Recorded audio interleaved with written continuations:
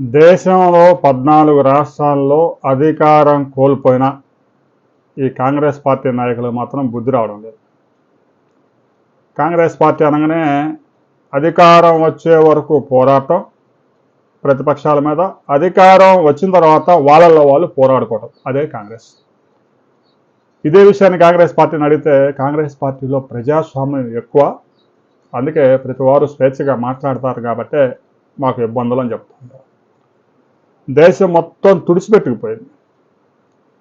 ఏవో కొన్ని మూకలు, మైనార్టీ మూకలను చూసుకొని వారు ఏ అరాచకం చేసినా వెనకేసుకొస్తూ మెజార్టీకి దూరం అయిపోయింది ఈ కాంగ్రెస్ పార్టీ.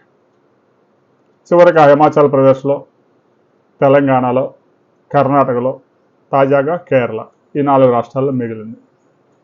ఇక కర్ణాటకలో ఇప్పుడు ఎన్నికలు జరిగినా కూడా ఆ కాంగ్రెస్ పార్టీ అధికారంలోకి వచ్చే అవకాశం లేదు. ఎందుకంటే సిద్ధరామయ్య ముఖ్యమంత్రిగా పదవి చేపట్టిన 2వ రోజు నుంచే డికే శివకుమార్ వర్గం సహకరించడం లేదు.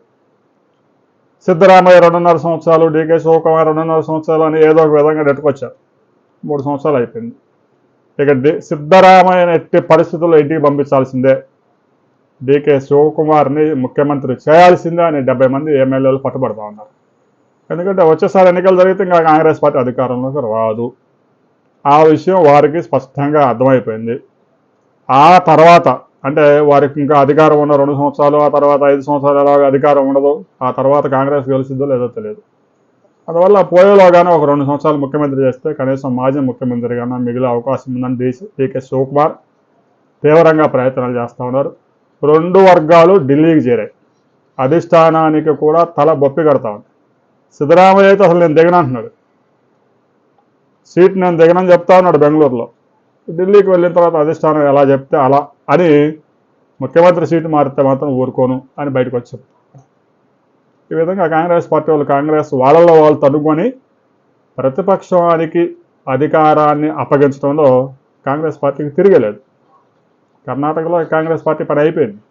వారికి ఉన్న అధికారం ప్రజలు ఇచ్చిన ఎన్ని రోజులు ఉన్నాయో చూసుకొని అన్ని రోజులు ఉంటాం, బీజేపీ చేతిలో అధికారాన్ని పెట్టి వెళ్ళిపోవడం. రాబోయే కొద్ది రోజుల్లో శివకుమార్ కూడా ఆ సీఎం సీట్ దక్కే అవకాశం ఉంది. ఇక కాంగ్రెస్ పార్టీ కర్ణాటకలో కనుమరుగు. దీనికి సంబంధించి మీకేమైనా అభిప్రాయాలు ఉంటే కామెంట్ చేయండి.